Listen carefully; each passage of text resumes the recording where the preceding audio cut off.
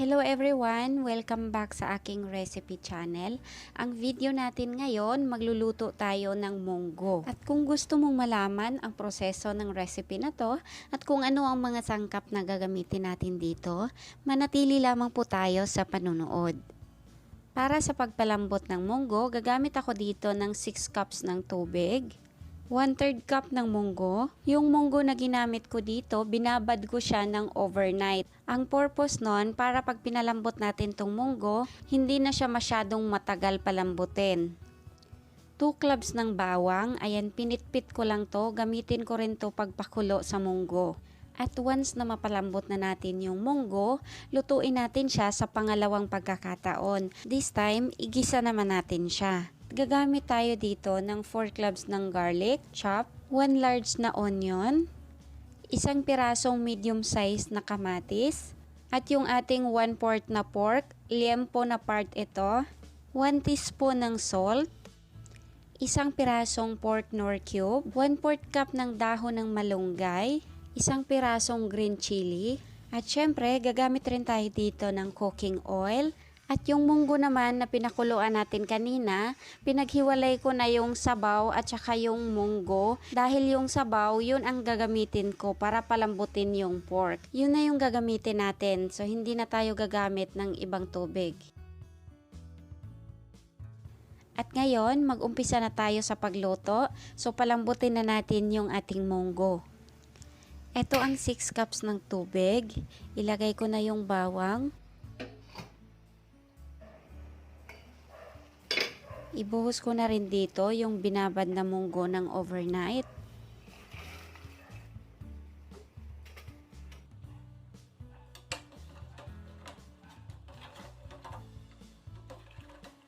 Gamit ang luhit, palambutin natin to ng 30 minutes.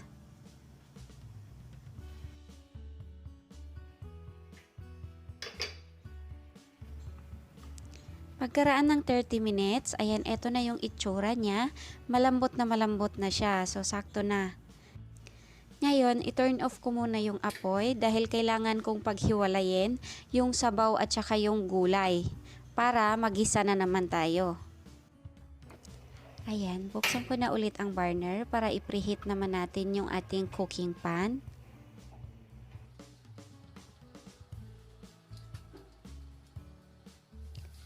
Once na mainit na ang cooking pan, maglagay na tayo ng cooking oil.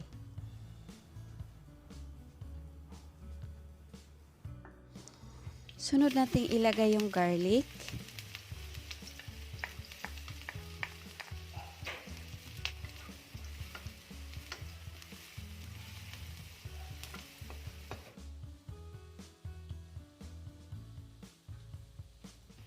Sibuyas.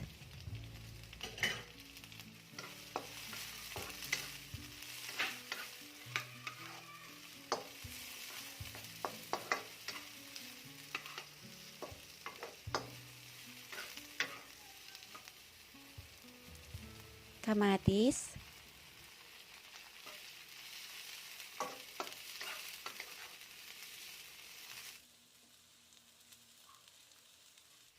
at yung pork na liempo.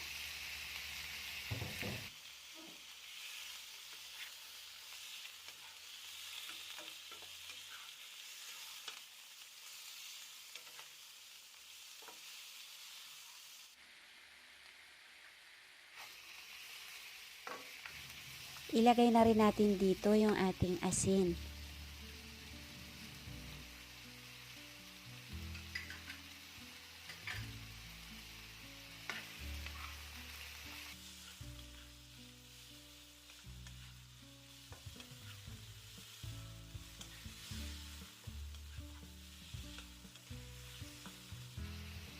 At yung sabaw ng munggo na ginamit natin pagpakulo kanina.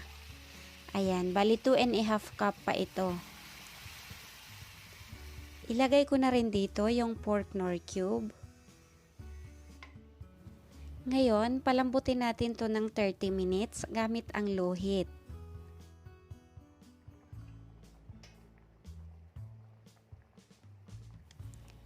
Pagkaraan ng 20 minutes, ilagay ko na yung monggo.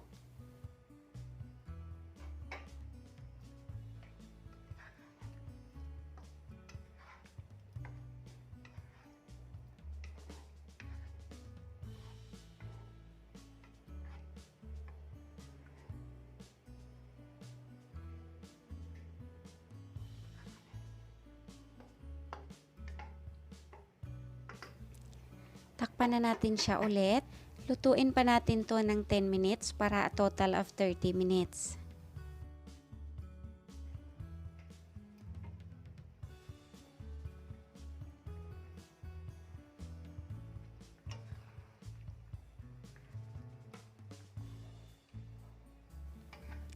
Three minutes po bago mag 30 minutes, ilagay na natin yung green chili, pati na rin yung dahon ng malunggay.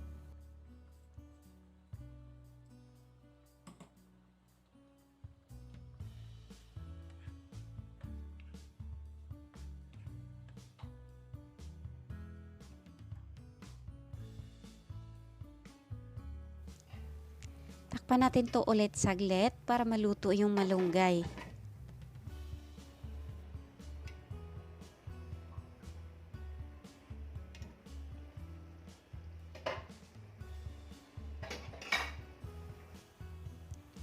Ayan, may 30 minutes na. So, i-turn off ko na yung apoy kasi luto na ito. So, saktong-sakto lang yung pagkaluto niya. Para sa akin, sakto lang din yung dami ng sabaw. Ayan, ready to serve na itong ating monggo.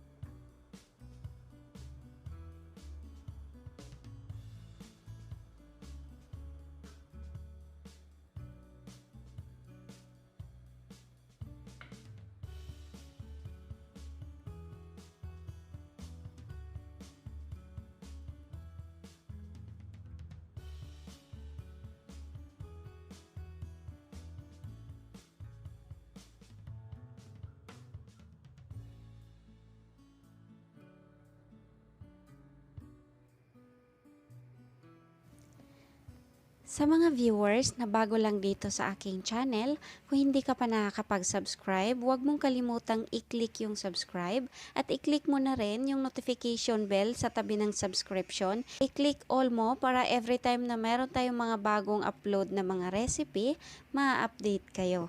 Maraming salamat!